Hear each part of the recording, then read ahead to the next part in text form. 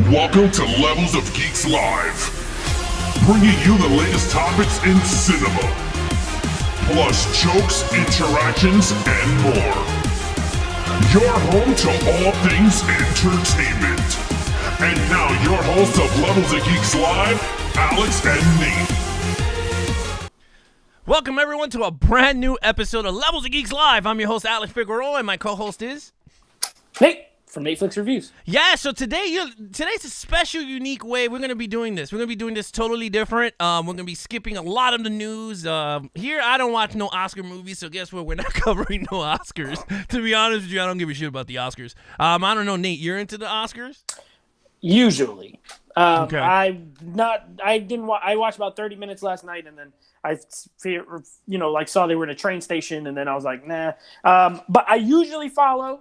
I wasn't very into the nominees this year, so no, I didn't really watch it. But typically I do. Yeah, so today we're going to just cover some movie reviews. I mean, not tons, but we're going to be covering the Mortal Kombat. We're going to be talking about that because I seen the original 2 from 95, 97. I hope I picked those damn dates right. And then the 2021 version, which is the newest one. I saw it yesterday, kind of drunk, but we'll talk about that. Kind of. Kind of. I mean, everyone in the Patreon chat room kind of figured out that I was a little tipsy. But with that said, let's give everyone the shout out here on the Patreon. Pablo LaFrosia, Jonathan McCoy, Priscilla Vasquez, Charles Woods, by the Popcorn Stephanie, Jay Manley, Becklish, Robert Makes It Cut, Kevin, and of course Sandy Randy's Ralph's wife. Thank you so much for donating to the Patreon. And if you guys want to support the channel, please head over to the patreon.com/levelsofgeeks, and there's tiers there for any of you guys from 2 to 5 to 7. That's the highest we go, baby. But with that said, we're going to have a special guest here. We have Triboro Gigolo. Hopefully he's somewhere to be found. He's in the chat. He's in the chat. Yeah, okay, good. You just got to put that link so you can click it. All right, great. So that's what I'll do. Let me just put the chat. Let me put the link in for him in the chat. I'm rocking this on my laptop today. Makes it simpler. Ooh, nice. All right, here we go. Makes it faster, too. All right, here we go. Bam. There we go. It's pinned. Tribor, whenever you're ready, you'll be coming onto the show. James Perez, Art Wishwood, unboxing. Ralph, Robert Makes the Cut. Jay Manley, everyone that's live with us right now, thank you so much. Surfing Through Cinema, Hector Smash. He has a crazy, I don't know if you guys follow him on his Instagram. He just got the bat from the Dark Knight Rises. Did you see that? I saw that. Thing is big. Yeah, I saw his post. Yeah, I can't wait to see the actual thing out the box. That's his first one, I believe. He got a posted. box that was like fit a child in it. It was huge. Well, you got to see the 2 boxes that I freaking got for this Ash that's in the corner. I totally understand what he means. And I'm still trying to figure out how I'm going to put that damn thing together for you guys so you guys can check it out. All right, so I got Triboro here. Nate, just talk a little bit while I bring him in.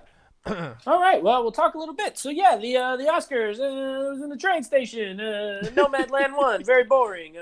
She's homeless and she drives around. Whatever. I didn't finish it. I don't know. Daniel Kaluuya won. That was cool. I liked him in that movie. He was very good. I didn't realize he talked like a British rapper. I think that was my first time hearing him, like his normal voice. It was a little, it caught me off guard. I wasn't ready. Let's see. What else can I talk about? Oh, this weekend I watched anime. I don't watch anime. I dipped my toe in it. I dipped my little baby toe. I watched Demon Slayer. I watched the whole first season. You could see my review on Instagram. I won't review it again, but I enjoyed it.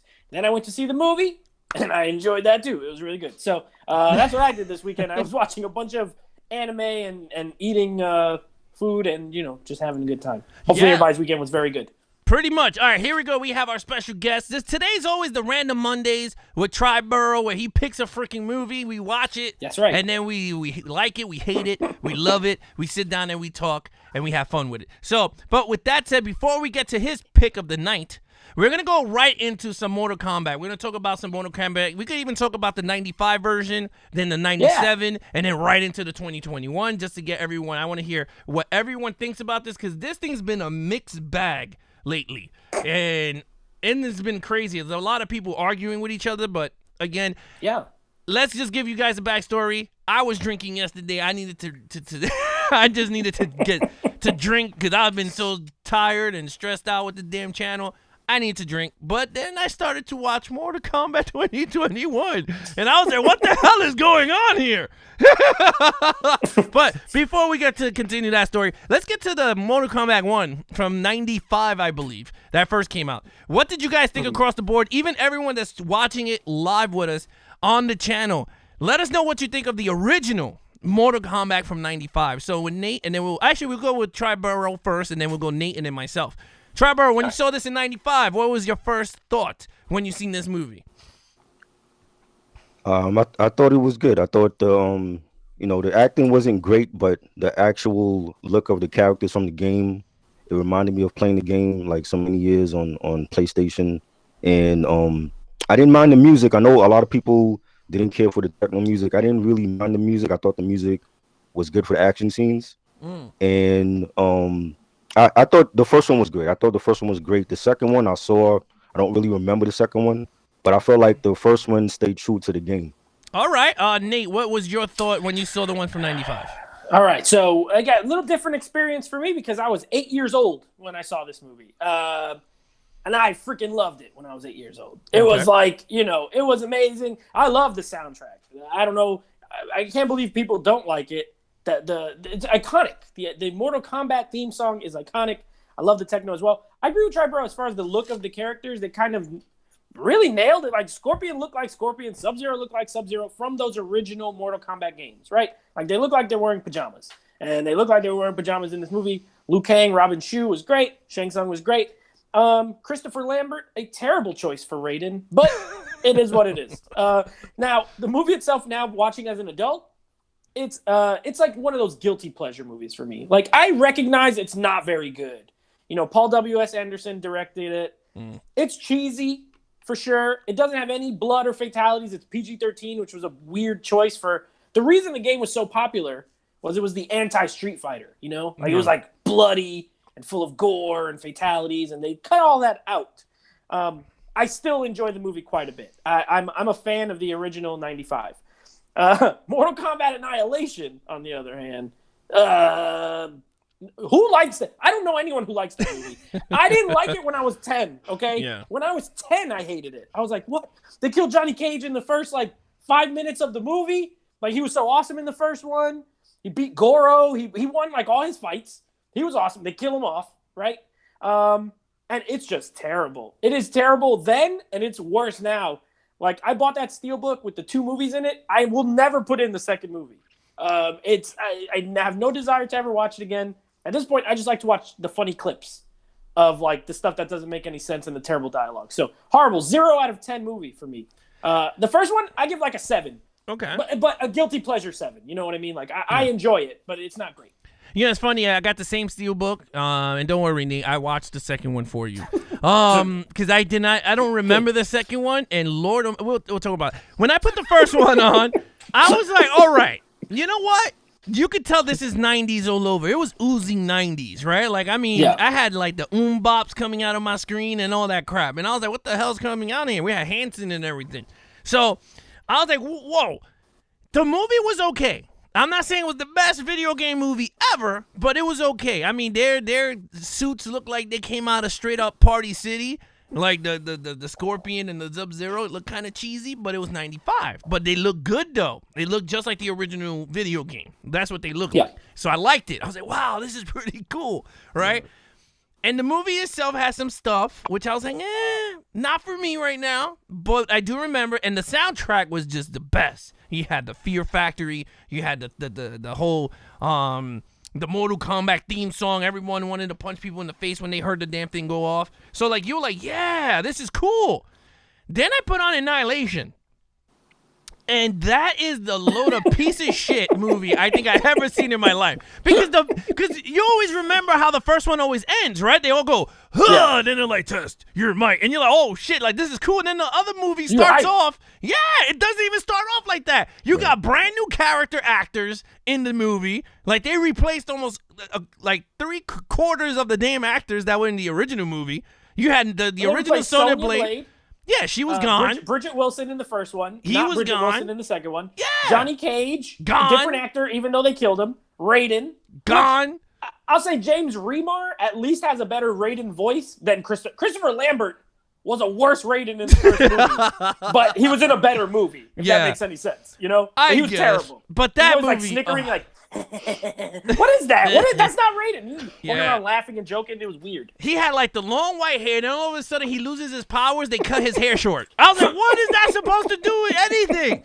Like, they changed his haircut. I was like, whatever, man. Then they had like they added Reptile or whatever the hell that character was. Which I was like, Reptile. Yeah, I was like, ugh. I was like, he looked just like the same dudes in the first two movies, like the Sub-Zero. They just made him green. And I was like, there you go. You got a new character, I guess. That movie was. But they added Ermac. They added Ermac in the set. So I'm a fan of the games. I like the first three, and I like the last three. So all those middle games, I didn't really play much. But they added Ermac. They added like Sindel. They added some cool characters. Shao Kahn, but. They just did, like, they were the worst version of all those characters. Like, those are cool characters in the game, and Annihilation just took a fat dump right on all of them. And it was absolutely terrible. We just found someone in the chat that likes watching Annihilation. Okay. Yes. Respect. Hector Smash. Hey, you like it? You like it. Hector Smash, which is Hector on Instagram. He says, I am the only one that likes to watch Annihilation. Just to see all the ninja costumes. They're aesthetically pleasing. I mean, yeah. If you could find a reason to endure it, beautiful. That's the beauty of movies, right? It's poorly made, it's poorly acted, it's poorly written. But if you can look at it and be like, but these costumes, man, they're pleasing to my eye. Hey, more power to you. Pop it in, give it a watch. Right. I mean, all right. So let's get to this new one because I wanted to get into this. All right. Now, seen this drunk. So I don't know how I might come across saying that I might love this movie, but again, I'm gonna rewatch it without the drunkenness. But from what I watched yesterday, drunking my ass off with the Malibu. The movie was really good. I enjoyed the movie. And it's crazy because I didn't know where the hell they got their powers from. Because I was like, what the hell? This guy got fireballs. And all I remember was Kano looked like a Terminator in the video game. And all of a sudden, he's not a Terminator. Like, it came with his inner glow or whatever the hell it was. And I was like, what is going on here? I know you guys play the video games. So you guys let me know what the hell is going on here. Because all I remember was Kano was like Terminator, right? Because he had that robotic face. The laser, right? He had that half metal face. Yeah, but now it's like their inner like strength, right? That's what it was. One thing okay. So as far as the powers go, before we review, just to answer the question, I think that's not necessarily like from the game. Like the game doesn't say how they got their powers, right? Like you pick Liu Kang, you throw a fireball. You pick Sonya, you could shoot those purple rings. You know what I mean? Yeah. But for the movie, I think that it was an acceptable way to explain it. You know, like if you have the marking, then you're able to do this Arcana thing, and it gives you some sort of power, right? And it's logical as much as you could be with such a kind of crazy property. So while it's not like canon from the game, I don't think it is a decent explanation as why these people are throwing fireballs around. You know what I mean? So I thought it was pretty good. And Kano, if you notice, and Triboro, I'll let you go in a second. I know if you notice, like he got scratched on that area. I would assume they're going to eventually put the metal there. Because if you remember, like Reptile scratches him, his face is all jacked up. Yeah. I'm pretty sure in the next one he'll have the metal face. Triboro, what do you think with this whole inner strength coming out? I think it set up like a great way to reboot the franchise. It felt more like a prequel. Like when you see Kano get scratched and he didn't have his mask, I think if they do a sequel, he'll come back with the mask on because he had the mask on in the game. You know, at least when I played it, like the trilogy and you know, but I felt like it was a great jumping off point to start the franchise over the right way, and it was a good like prequel. And we seen like they took the They took the story from Scorpion's Revenge, the animated film with Scorpion's backstory. His family gets killed, and then he's out for revenge, and he gets killed, and he's in hell, but he turns into Scorpion, and he can control fire, and then we see like Scorpion's offspring, and he doesn't know where he came from. He doesn't know who his parents are, and then we see him on this journey to be in a tournament, and I thought it was a great film, and the special effects were good, and we got to see Jackson. We got to see Jackson and how he got his arms ripped off in the beginning, and then how he got the metal arms, and Sub-Zero was great. I thought the special effects for his powers were phenomenal, and I thought it was a great film. I thought it was definitely like a great way again to start the franchise over, especially for the new generation, and you can introduce them to the games for those that haven't played it. Yeah, look, I totally agree with you. That's one thing I have to say is that the special effects, they took advantage of of what they could do now. I mean, because it was outstanding. That Sub-Zero, I was like, yo, this is awesome. But I know Jose say that Kano died, so yeah, but he's coming back because what's his name? The Shang Tsung? Yeah, that Shang guy. Tsung. Yeah, Shang Tsung said that just because they died here, there's another plane, Yeah. and yeah, Come he's on coming now. back as Kano. Just like Sub-Zero, he's coming back again. And Yeah. the dude with the 4 arms, he's like Goro, yeah, that guy. Goro. See, yeah. that's the whole thing. They're gonna come back in a different Suits. So before I go into full review, they're gonna come back. I like this. I like with the chat participant because it helps. We can just talk about random stuff. But Yeah. they're gonna come back. So in the game, the original Sub-Zero, right, eventually becomes Noob Saibot, if you know that character. So he gets all in that Right. black thing. I would not be surprised if in the next movie he is like Noob Saibot rather than Sub-Zero again, because there are multiple Sub-Zeros in the Mortal Kombat games. So that's number one. Number two, Right. Kano, same thing. Probably gonna come back. Probably will have the thing on his face. The death in there, especially with the way he explains it, I don't want to say it means nothing. I believe some of them will stay dead. Like, I don't think they're going to bring Melina back. No. They're definitely not going to bring the make-believe characters back, like that freaking pterodactyl lady or the big guy with the hammer. Those are just kind of people that are there to die, essentially. There's no way that they're not using. I mean, the guy who played Sub-Zero, what did he sign, like a 5-movie deal or something? Or a 4-movie deal? Yeah, he's not dead. So, I mean, they're about equally dead. Yeah, but look, I gotta say this though. My favorite scenes in this movie is the beginning when Scorpion was not Scorpion, but he was like a human versus Sub-Zero, and they're going at each other. Loved it. That I was all up in it. I was like, oh, this is really good. Then when he became Scorpion at the end, when it was Scorpion, his grandson versus Sub-Zero, I was like, oh, that's pretty cool. They went at each other, and there was some fights in the beginning I kind of liked too. Thrown in the middle there was some cool fights there. Because I know a lot of people were saying the first 10 minutes is really good, and the Scorpion versus Sub-Zero is excellent, but the middle is boring. I didn't find it boring, and I was drunk, so I didn't find it boring. I was actually into the movie, even when they were fighting Reptile. I thought that was really cool.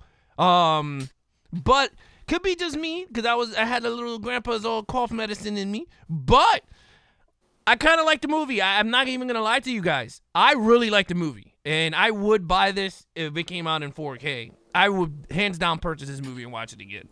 I thought the fighting sequences were good. When Sub-Zero was introduced and he's walking the street and everything is like he could manipulate the ice, and he's throwing ice all over the place with the car chase. Everyone knows I love my car chases. So when he's driving away and you see Sub-Zero throwing stuff, I was like, this is awesome. And even when he goes, get over here, and I was like, oh, that's pretty cool.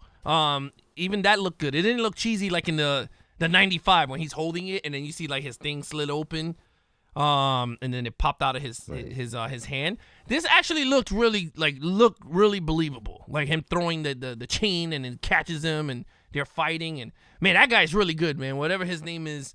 The one that actually plays him, he's really good with that knife and stuff. But I don't know. What do you guys thought of the Sub-Zero versus the full throttle Scorpion? Because he looked awesome in this damn movie. Those suits look great. But what did you think of that? I thought it was great. Like, they actually look like they do in the game, and Scorpion fighting side by side with his son. I thought that was one of the best parts of the film. My only issue is, why did they have to kill Liu Kang off so early? I thought he was gonna stay around for like the end of the film. But Wait, fighting scenes were great. No, Kung Lao. Kung Lao, my bad. Kung Lao, yeah. I don't know. They might bring him back. All they have to do is kill off the main dude and his soul comes back, right? That's how that works.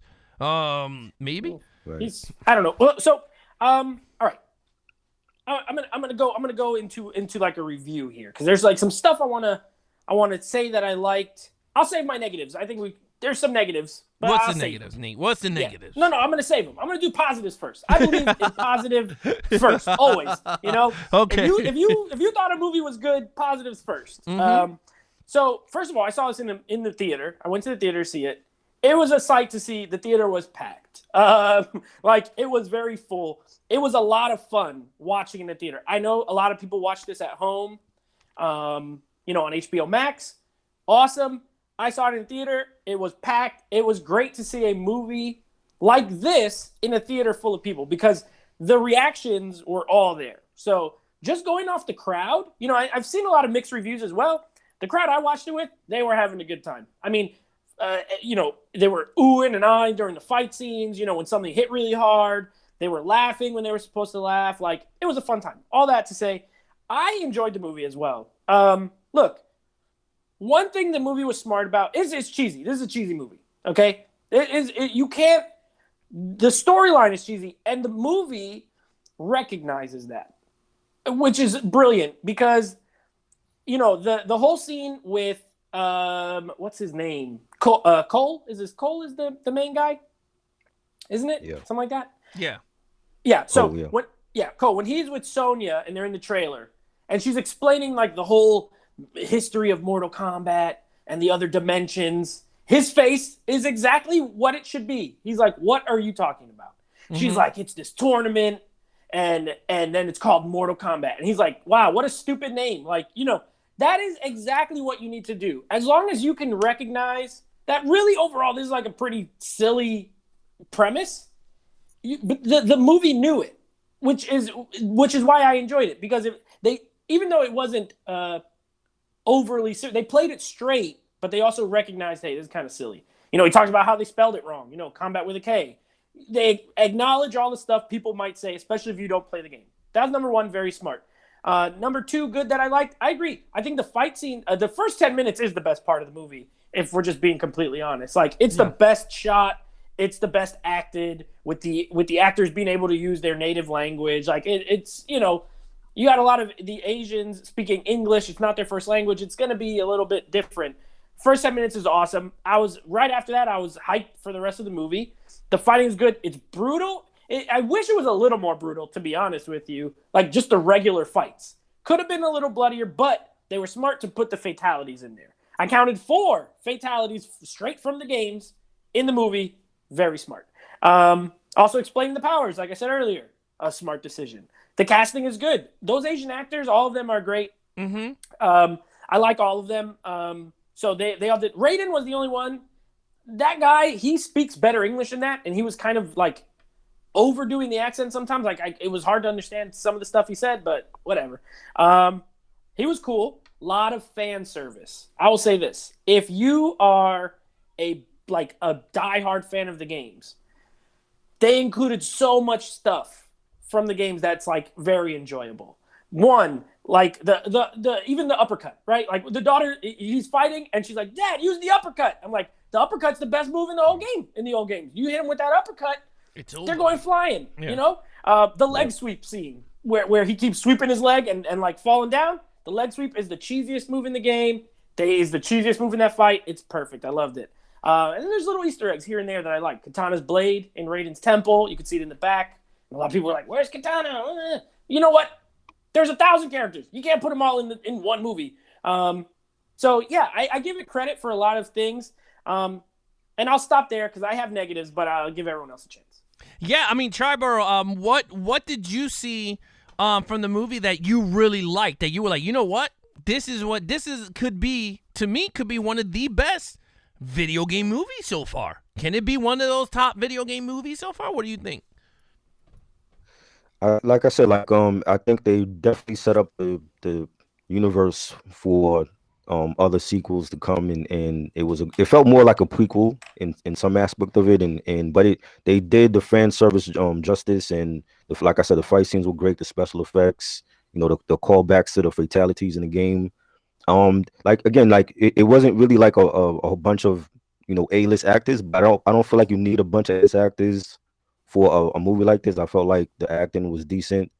And like I said, the fighting scenes, the backstory for Scorpion and his past, I think that was great, and it set up part two and hopefully other sequels as well. And I don't have no negatives about it. I thought it was a great film. Yeah, I mean, there's some negatives. Again, it could be that I was drunk, but there was some negatives there. But no, honestly, overall, I gotta say, for a video game movie, this felt like a true video game put to the screen. Like, you gotta say that. We've seen a lot. We saw Resident Evil didn't feel like that. They took it and they made it their own shit, you know? Same thing with the Rampage. I never seen the Rampage movie, but a lot of people said it didn't feel as the video game. They just changed it up a bit. House of the Dead, we all know how crap that is. You know what I mean? God. Yeah, like then they had Doom. So in terms of even Street Fighter, that was doo-doo. You know what I mean? That was terrible. Yeah, that was bad. But Terrible. can this really be the one to break that mold? You know what I mean? Like, can this be it? Because to me, I think it is. Regardless of when we talk about the negative, this could be the movie that could be now, oh, yes, we got a video game, and now you throw it on the screen and you're going, bam, it's like I put on the controller and you get the fatalities and all that crap, which I think is pretty cool. What do you think, Nate? I mean, look, I honestly, video game movies they're hard. They shouldn't be so hard to adapt. But the reason I think Hollywood has such a hard time adapting them is because they choose these movies, they choose these properties that don't have really built-in stories. You know, look at what is Mortal Kombat? It's a fighting game about a fighting tournament. There's not a lot there. Now, as the games progressed and they had story modes and then they created their lore and all that, okay, then you can do it. But even Street Fighter has barely any story. It's just like people fighting. I think Sonic the Hedgehog did a great job last year. Honestly, I thought that was a very good game adaptation. It wasn't direct like the game, but it was a good movie, And this one is more like the game than that was. I think it did a good job. I think they kind of showed a blueprint. Look, don't stray too far. Give fans of that game what they want from the movie. And I think, you got to hit. I mean, it did well this weekend in the box office. Like I said, the crowd was I'll loud. talk about that. Yeah, I'll talk about that. Yeah, they were having a good time. As far as my negatives, okay. I've been hearing, a lot of people online, oh, the story's not that good. Okay, it's not amazing. It's true. The script is not very good. A lot of the dialogue's kind of weak. Kano's hilarious, by the way. I forgot to mention my positives. He nearly steals the movie. Every word out of his mouth is hilarious. I thought he was a great character. I was surprised because he's kind of crap in the game. I don't really care for him. But anyway, negatives. The script is not strong. True. I also, as a diehard Scorpion fan, always been my favorite character. I was not happy that he's at the very beginning and the very end, and that's it. Like the whole middle part, he's not really a part of it. I didn't care for the new character, Cole Young. Like, I don't think we needed this make-believe character for the audience to go along with. They very could have easily did the same story, just made Liu Kang the main character again. You know what I mean? It didn't have to be this fake guy, but whatever. It's fine. It didn't ruin it for me, but I just thought he was kind of unnecessary. So, yeah, kind of cheesy. Definitely the dialogue's pretty cheesy.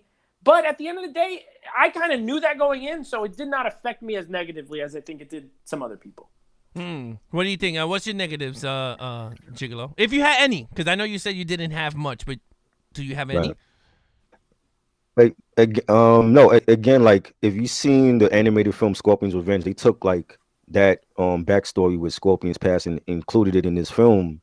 And we didn't actually get to see the actual tournament, but they mentioned it. So I'm looking forward to them doing this and having the actual tournament with the other characters, from the other sequels introduced in part two. But I thought I agree with Ned. I feel like Scorpion could have been involved more in the story, but at some point, when Cole kept having the nightmares and the flashbacks, I think at some point we knew that Scorpion was gonna come back at the end of the film and go after the Sub-Zero, because that's what he did in the animated film. That was he wanted revenge on Sub-Zero for killing his family. So I kind of expected that to happen at the end of the film, but I thought it was a great film. Yeah, my negatives, and it could be me because I was drinking a bit, was I thought Shang Tsung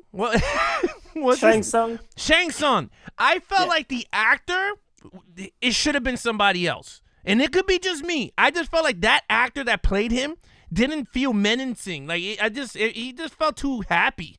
Like, all right, Raiden, because when your force field goes away, I'm coming to get you. Like, it just felt like he didn't get that menacing, like, sorcerer. You know what I mean? Like a dick. Like, I wanted a dick in that character.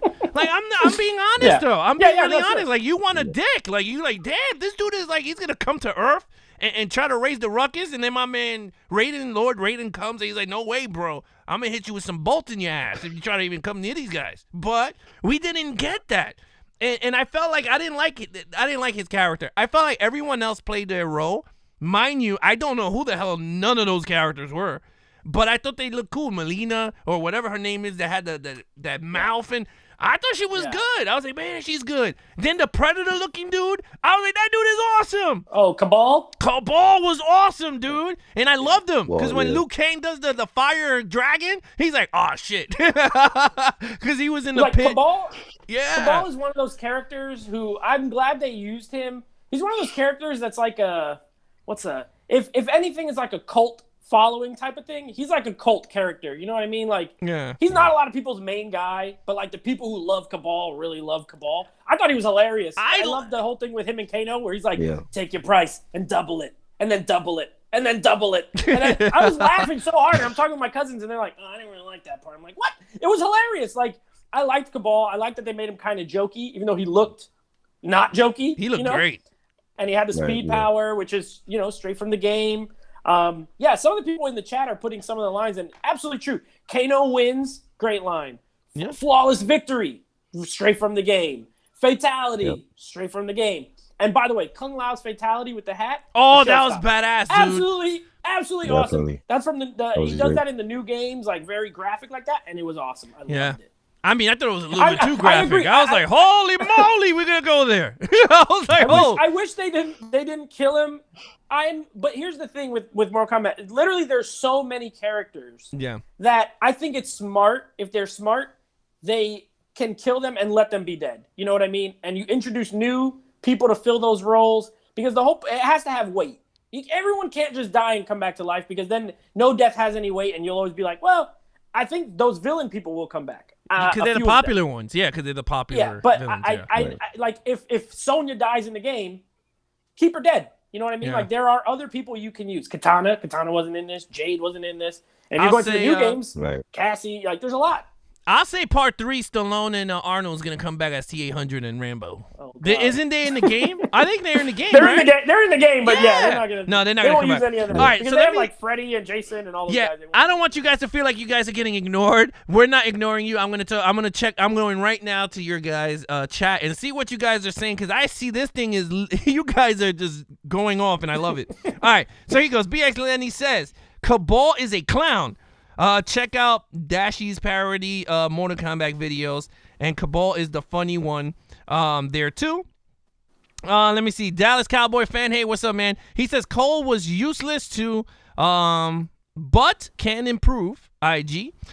Jay Manley says no. Miz. So now the whole theory is that the Miz is gonna play Johnny Cage. Everyone wants him to play Johnny Cage, and I'm like, I don't want him as Johnny Cage. And my wife was like, no, I don't know. He's perfect for it. Listen. No. Johnny Cage is an absolute clown. The Miz is an absolute clown. The Miz thinks he's a big A-list star. Johnny Cage thinks he's a big A-list star. The Miz can do fight scenes. He's a wrestler, for gosh sakes. But isn't he a karate? Is he a karate dude? They can learn it. It's a movie. It's he can learn karate. It's a dance. Listen, I guess. Movie fighting's a dance. He can learn it. It's no problem. I wouldn't be opposed to it. He's not my first choice. But I wouldn't be opposed to it. All right. Dallas Cowboy fan says that the old whatever his name is, was better. Shang Tsung was better. Yeah. But Stephanie's here. How you doing, Stephanie? Robert Makes the Cut said he was in the Dark Knight too. Actually, he wasn't in the Dark Knight. He was the money guy. Yeah. Ralph says Alex is he's laughing. He says, Alex, everybody Wang Chung tonight.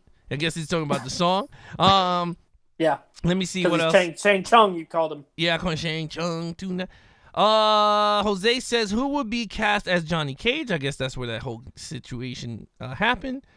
Dallas Cowboy fan says, the biggest negative for me is the Shang Chung. He felt miscasted. See, the same thing I said.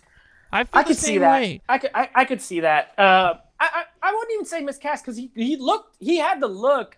There he was underplayed it pretty hard. He didn't really. But He didn't really do much. the other guy looked like a dick. Like you going, damn, this Which dude one? is a dick. Who? Like the original Raiden? guy from 05. Oh, Like- the original one. Yeah. Was that guy was great. Yeah, he was. I love that guy. Jonathan McCoy says it's cool watching with the kids because they were able to call certain fight moves like they were playing the video game.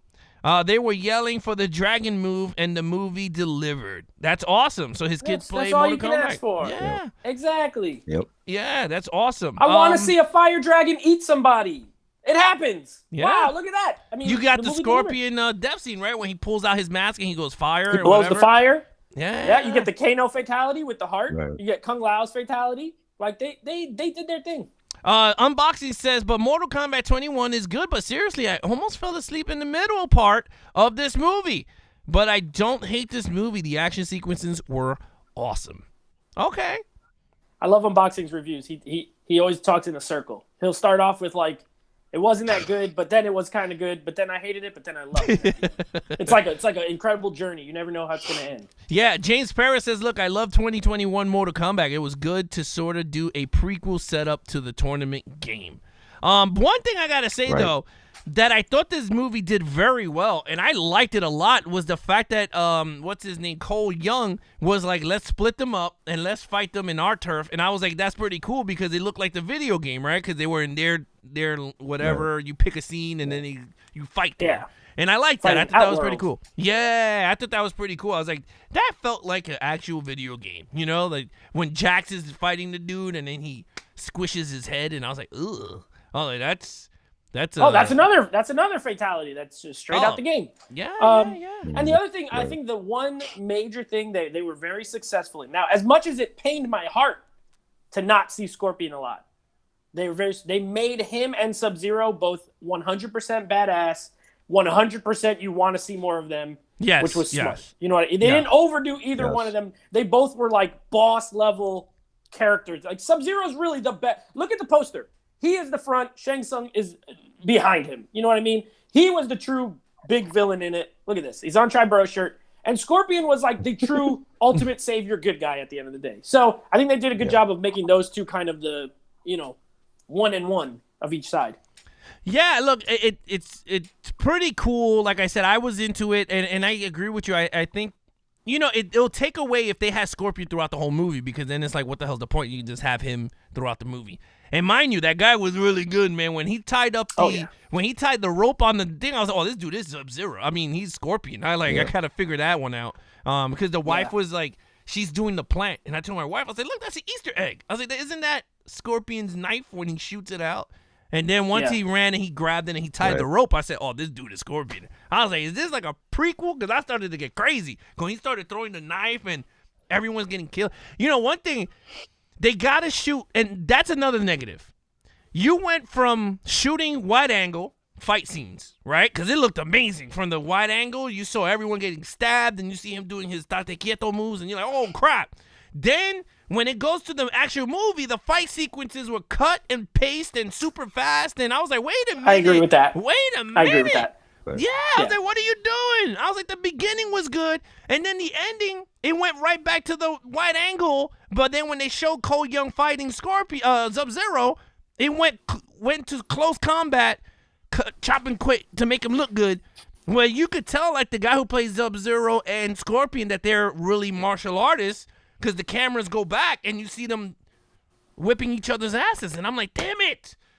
I want the wide angle, man. That's why I love the John Wicks, because the cameras are back, not up their asses when they're fighting. So, I mean, that's just me. It just frustrates me with the fight scenes. I agree with that. I think the best, that's what I was saying, the way the first 10 minutes was shot is better than everything else. The editing on the fight scenes wasn't amazing. No. You could tell this was a first-time director, by the way. It was his first movie. I think he did a good overall, but someone with a little bit more experience shooting fight scenes, I think could really nail it. But he did a good job. I'm not saying like replace the man or anything, but maybe he can learn, or get a second unit guy who can come in and kind of help with the action scenes. But I agree with that. Yeah, no, I agree. I mean, look, everything he did, I'm not saying that it was horrible because I thought all the scene, even when the guy Cole is going into the restaurant and his sister or whoever's in the his daughter, whoever was like waiting for him, and you saw the snow coming. Yeah, you saw the snow coming. I said, "Oh my God, Sub-Zero somewhere up in here." And then when he started to walk down the street, and I was like, "Oh, this is gonna get good." And like I said, that's another awesome scene there. You guys want to say anything else? Even in the chat, you want to talk a little bit about Mortal Kombat before we go to the main topic where Gigolo picked the main topic for tonight. You got everything off your chest? I didn't mind. Again, Go ahead. Okay. I was saying again, I think the movie was great. Again, it's like for the new generation that don't know the video games and haven't seen the old films, I think it was a great introduction for them. You know, you start with the backstory, and then I think like for Cole, you saw like the evolution of him becoming a fighter from like doing the MMA stuff, and then going into the wanting to participate in the tournament, and then you saw him like practicing with Kung Lao, and I think over time, like even up until the end when he's fighting side by side with Scorpion, you see him coming into his own almost, and I think he'll be better in part 2. I think he'll be ready for the tournament. And even when he was like he separated the team, and you know he told him to go this way or go separately, and I thought he was coming into his own as a character, and I thought it was great. I thought it was a great film. That's interesting. I never even thought of that. Nate, what do you got? Anything else to say? Yes. So I think the movie was good. I think it did what it was supposed to do. If I could throw a name, because I saw Robert put that the Russo brothers should do Mortal Kombat. Absolutely not. They're not the right choice. But the right choice would be one, Mr. His name is Gareth Evans. If you know Gareth Evans, he directed a movie we're going to be reviewing on the podcast soon, which is The Raid Redemption, which also stars Joe Taslim, who played Sub-Zero in this movie.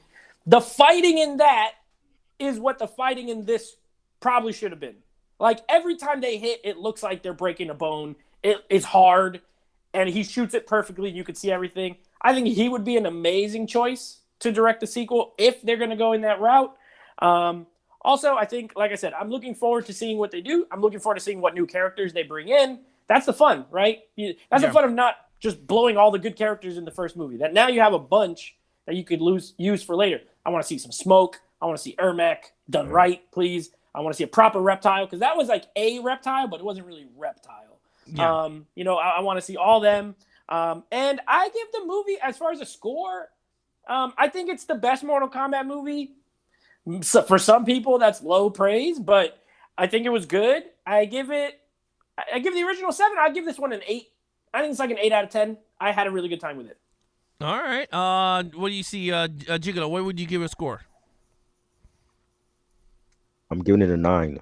I think it was awesome. Okay. I would watch it again. I still love the first one because I grew up like playing those games as a teenager. But I love the first one. But this is right up there after the first one. Great film. Yeah, you know what? Look, Derek Manley, which is Jay Manley's son, wrote.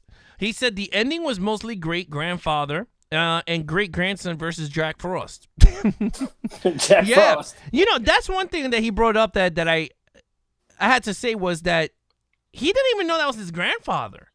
Like, wouldn't you go, grandfather? It was like weird. Well, no, because it was like his great grandfather. Right, but wouldn't the beginning of the movie said 1600s. There's no way he would know his. I don't know my if you showed me a photo from someone from the 1600s. I know, but wouldn't he feel the bloodline? Because he said that you fueled me. Like, he said you fed me to come out of hell to fight Sub-Zero.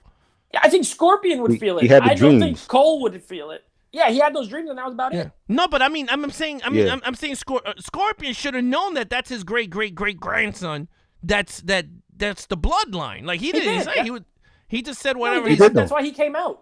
Right, but he didn't acknowledge them. He didn't say, "Hey." You were drunk at this part. I think so. I gotta be.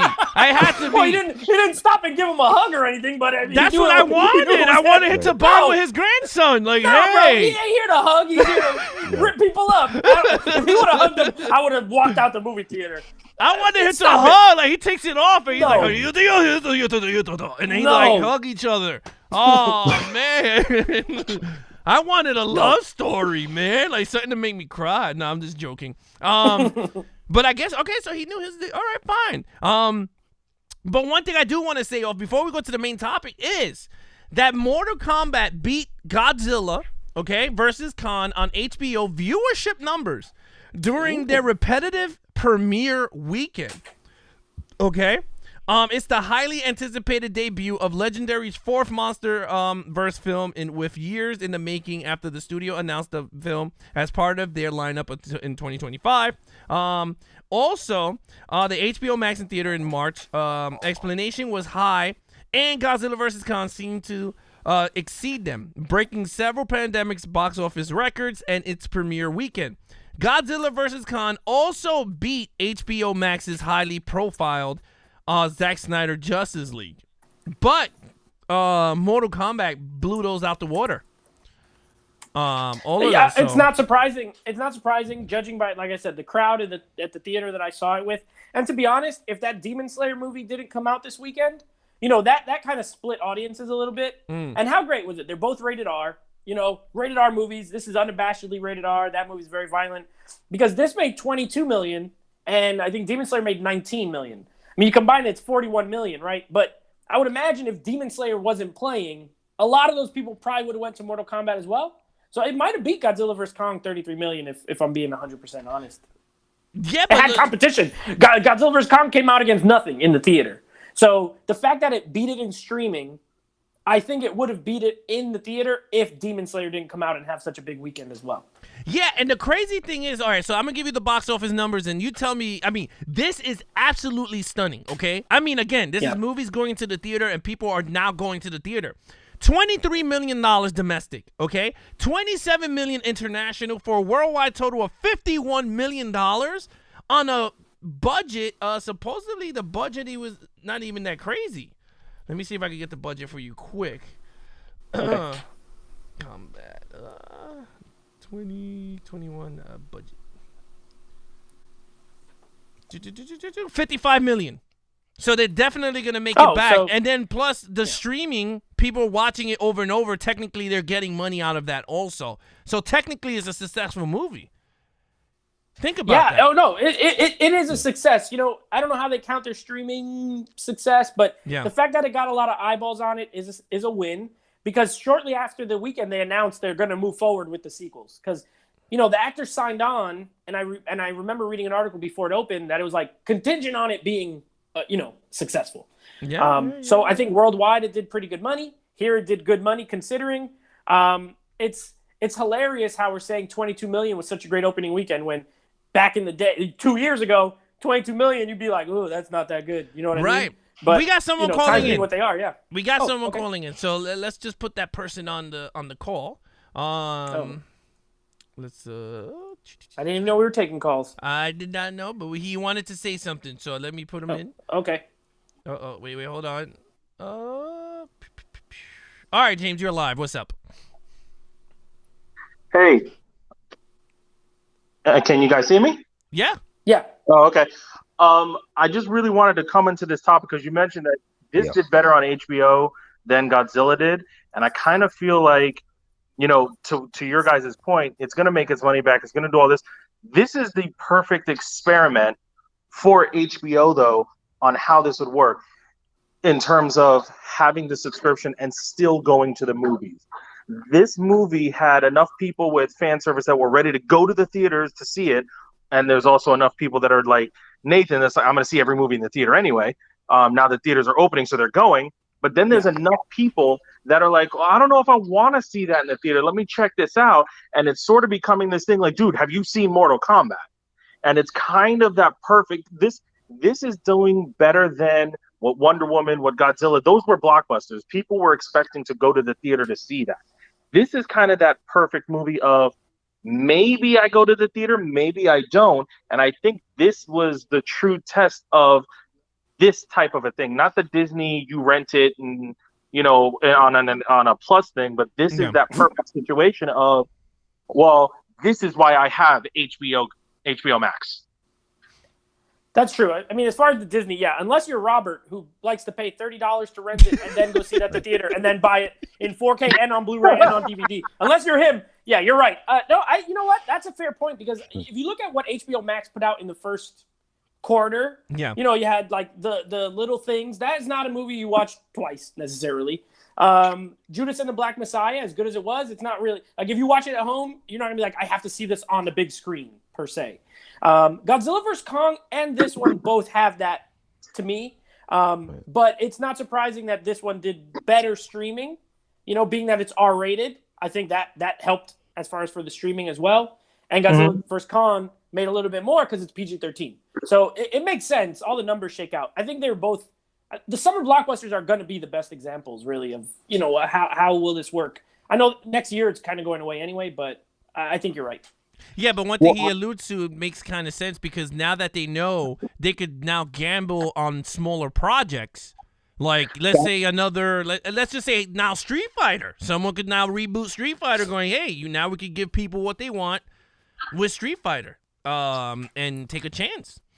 And that was kind of my point, because think about this. How many people now are going back during the pandemic over the last year and a half and be like, dude, I never saw this movie when it came out. I didn't even know this came out. This was great. But because it was sandwiched in between, 15 blockbusters during the summer months, or it came out just during the wrong time where a juggernaut hit the theaters and it just kind of got lost in the shuffle, that this type of thing will help people, because if you're at home and you're looking for something to watch, if you go to that just released on HBO, you'll be like, oh wow, this is in theater, let me check it out.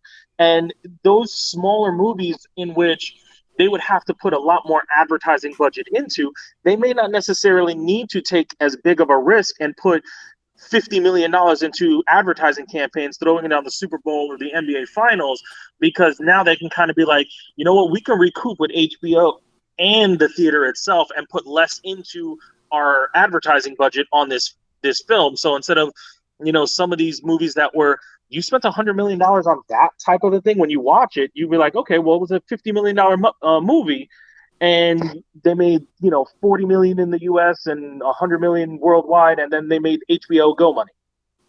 Yeah, makes sense. I mean, I could see that. The only thing is that I know for a fact next year they're doing away with this format anyway. I mean, Warner Brothers is once the theaters reopen, it's going to go back to theater streaming. Now, what I will say is I agree with the mid-budget.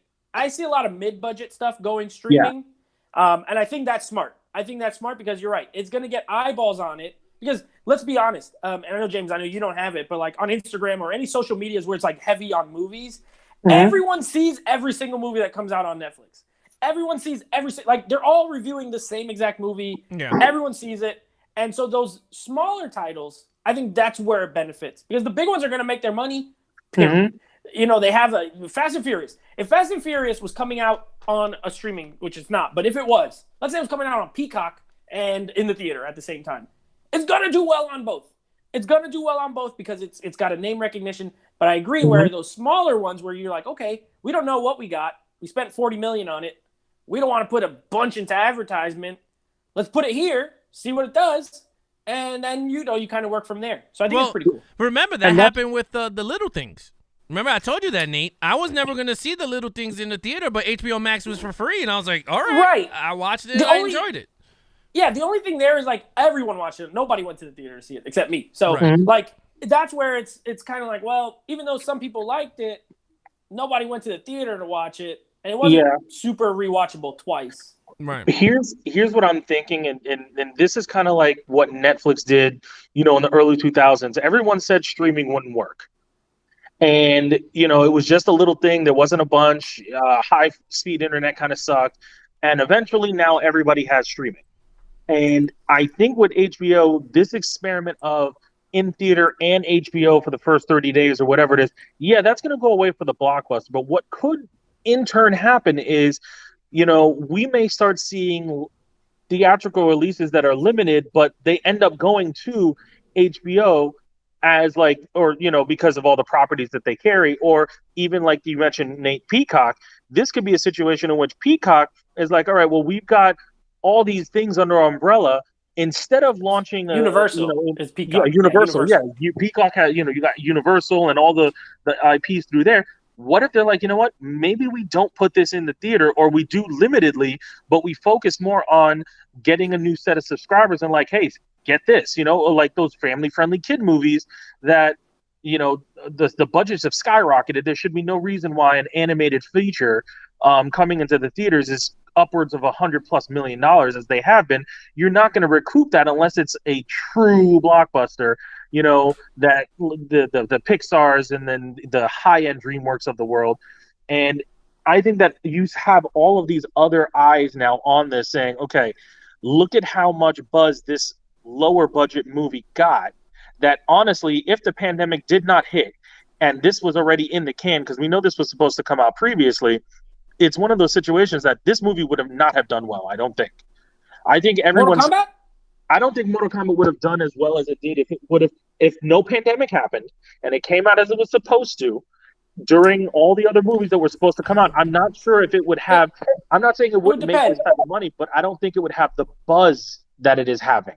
That could be true. It would depend on what it opened against, number one, because it's opening now in April against nothing. And two, it did have James Wan. I remember when they were making it, it had buzz. It just got delayed and delayed. I think the pandemic makes everything unknowable. Like as far as hard to predict what would have happened. Yeah, and that's why I like this ID with HBO Go or HBO Max, because you now have a proven situation where we see that the blockbusters are going to do well no matter what. Now we're starting to see, okay, well, how many people would have really seen The Little Things? How many people would have really seen Mortal Kombat? We got something here that now we can kind of still make all these movies and appease to some of the more artsy films. Honestly, I think this is going to be a resurgence for comedy movies, because a lot of times you get a comedy movie that I watched 2 years later. It's like, dude, this was hysterical. But I never saw it in the theaters because, once again, it just came out at the wrong time. And all the commercials I saw were for, either a Fast and the Furious or a Marvel movie or a big blockbuster and I just missed that other, here or there, whatever it was. I don't know if you guys seen it. I love the movie Tag. It's hysterical. That would have been a perfect type of situation for this, if there was a movie like that where it's funny, it's entertaining, it's good to, on Saturday night, you got nothing to do, you're at home with the kids, well, not that movie, but, you're at home with your girlfriend, your wife. Yeah, don't watch it with kids. You're at home with your significant other, and you want to put something on the TV. You want to go to the movies, but it's like, all right, well, the closest movie theater is maybe 40 minutes away. The last showing is in 45 minutes. We got to rush out the house. You know what? I can turn on my TV and watch something. Those types of movies, those, entertaining, but not necessarily the blockbusters, not necessarily even the A-list movies, those B-tier, which are very entertaining. We know we all have some B-tier movies that we absolutely adore.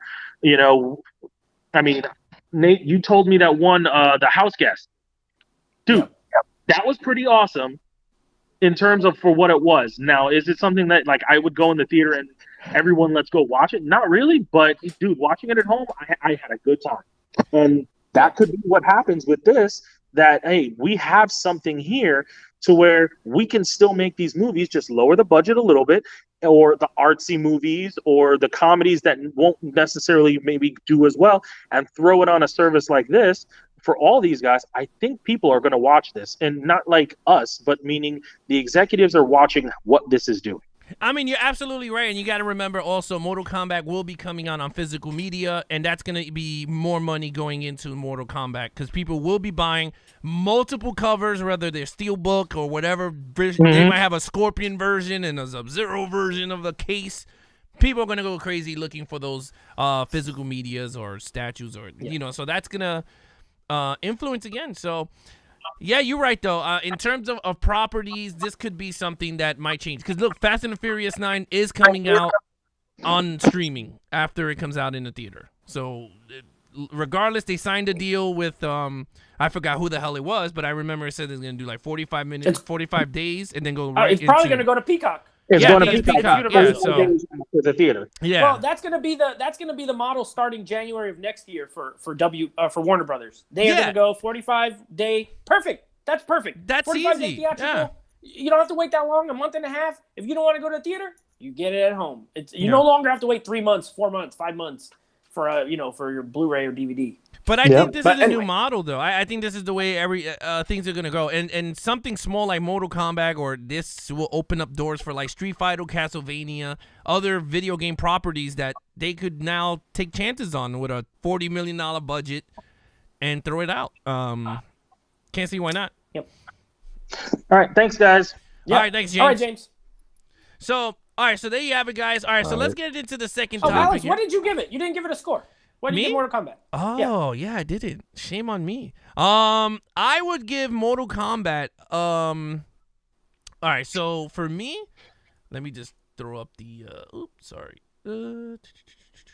I'm feeling a 4 out of 5. You're feeling a 4? I mean, drunk, you gave it a 4. We'll see if you watch it sober if you give it less. But I'm feeling a 4. The way you Okay. talked about it. All right. Well, I gave this movie a 3.5 out of a 5. That was close. I liked it. Yeah, I liked it. I'm not gonna go all crazy on it, but I did enjoy it, and I will rewatch it, drunk or not. I will sit down through it and watch it because I enjoyed it. I thought the fatalities made the movie awesome to watch, and I love the Sub-Zero versus Scorpion. Like that is an awesome battle between the two. All right. Now, so, what do you think? Quick question. This is the Yeah, quickest question. Yeah. What do you think as far as the physical media with HBO? So far, we had Wonder Woman, which came out, and then it came out in 4K. The Little Things and Judas and the Black Messiah came out, and Tom and Jerry's coming out Blu-ray only, no 4Ks. Which, by the way, they streamed in 4K, but they're not releasing 4K discs. I'm hoping Mortal Kombat gets a 4K disc. Mortal Kombat is getting a 4K. I no longer trust. I mean, well, Godzilla vs. Kong is probably going to get a 4K as well. So what, maybe they're only doing 4K for the blockbusters and everything else is Blu-ray only? Because I think it'll weird. be. I think they're gonna do it for movies that they know people will buy it. Like Wonder Woman 84. I went to my Best Buy where that shit is empty, and the whole shelf is steel books upon steel books. Like no one brought any of the damn thing. Like you could tell that people did not like the damn movie because there's tons of copies of Wonder Woman 84 in the stores. I thought Tom and Jerry would get a 4K. I know it sucks, but it got a lot of streams and it actually made pretty decent money. I'm surprised. Like, I wonder what their model is as far as I what have a gets 4K feeling. and what doesn't. I tell you right now, I think they're getting a 4K Mortal Kombat coming out. I have a feeling. I hope so too, because I will be buying the damn thing when it comes out. But Yeah, same. I don't know. Okay, All that right, was so my let's only get to question. the main topic here. Okay. Now this is a little weird one. I thought this was very weird that you picked this one, Triboro. And I want to know why you picked this movie out of all the movies for Random Movie Mondays. Why did you choose 1995 Mallrats? I love the movie. I love Kevin Smith as a director. I like a lot of his films like Clerks and Dogma. I thought were good, and I've seen this movie so many times. I think it's underrated. So I'm like, when I talk about it, No. I mean, I haven't seen this thing in years. I mean, It's been a while since I watched it. It was dusty in my collection. I was like, holy moly. But the good thing is that I had the digital copy of this too. So I put on the digital, and me and my wife watched it. My wife never seen it. So I said, you know what, let's just watch Mallrats, and we watched it together. It's weird because once I started to watch this movie, I started to like picture where the hell I was when this movie came out. Like I don't know, it's weird. Like it's just it's attached to like my teenage years, pretty much. When you see all this stuff, this is the first time you ever seen Stan Lee on TV. You never seen Stan Lee besides Mallrats is kind of like the first time him being on screen. And Mallrats came out in '95 for anyone out there. I love it. The cast was great. The script was good. Now, the question is, does it still hold up in 2021? And that's something that we're going to talk about right here today. Because I have some pros and cons about this movie. Regardless if I watched it when I was young, I loved it when I was younger. Now I'm an adult dude. So, does it still hold up? So, we're going to go around the table, and we're going to say yes or no. And say why if we don't, and why yes. So, Nate, because you're laughing, does this movie still hold up after all these years? Your answer. All right, well, let's be honest. Though I got to be honest, though. But I didn't ahead. see this movie when I was a kid. Okay. I only ever watched this as an adult. So unlike you guys, I don't have any memory of it because I only saw it as a grown-up. But I do love 90s movies, and I grew up in the 90s. So I'm kind of torn on your question. I think it's a good 90s time capsule kind of movie, right? Like the mall culture. That's not a thing. Nobody goes to the mall. I go to the mall now, and I'm the only one there walking around with the old people who go to do their exercise, because it's empty. Nobody goes. There's no mall culture anymore. Yeah. This has the mall culture, the music, the comic books. Like, It's a good time capsule. Does it hold up? Just be honest. No. I don't think, okay, and let me explain myself. No. If I showed someone who didn't grow up in the 90s this movie, I don't think they're liking it that much, to be honest. Depends on their, taste in movies. But for me, a movie to truly hold up means it doesn't matter when you saw it, what generation you grew up in. If you were born in 2005, you will like it. If you were born in 1982, you will like it. For me, this is not that movie. It doesn't have that kind of transcendence of time. It's very much a product of 1995. So for that, I would say it doesn't hold up overall. I don't mean I don't like it, but that's my answer to your question. Gigolo, does it still hold up after all these years whenever you put it on to watch it?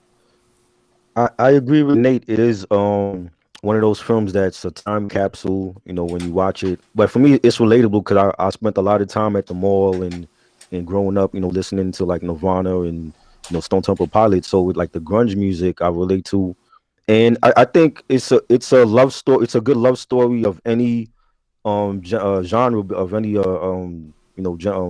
decade, because you see what TS had to go through to get his woman back, and he went to like the great lengths to be on a live TV show in front of everybody at the mall, and he could have been turned down by her trying to get her back. But I think like you see like the stuff that him and Brody went through just to get both of their girlfriends back. And I think for that alone, like that, if you love stories, like love comedies, I think you would like this one if you haven't seen it. And just the hijinks with you have Silent J and Bob in it, and you got the girl that played Gwen, she was in Chasing Amy. You got Ben Affleck and he's been Joey one of my Lauren favorite, Adams. Right, yeah, she was in Chasing Amy, and you got Ben Affleck, and I love a lot of his films, and I think you can from that aspect it's relatable, because if you lost a girlfriend or ex-boyfriend and you tried to get them back, this movie you could relate to that. You got Stan Lee in the film as well. Rest in peace, Stan Lee. And I like the references that like the interaction he had with Brody and Stan Lee, referencing different Marvel characters and how like they relate back to him, as like Dr. Doom he mentioned, and he mentioned the Thing. And I think it's a movie for people that love 90s films and love that era, if they were teenagers back then, or comic book heads. There's a lot of comic book references in this film, and I thought it was funny. It's a hilarious film. Yeah, actually, those pretty good points there from you two dudes. For me, does it still hold up after rewatching this? I gotta say, I'm very 50-50 here. Very 50-50, meaning I do agree with your time capsule crap, right? So I do agree with you on that. Time capsule crap. Yeah, time capsule crap. That's a good way of saying it, people. I'm not saying it in a bad way. Nate knows that. Yeah, you're good.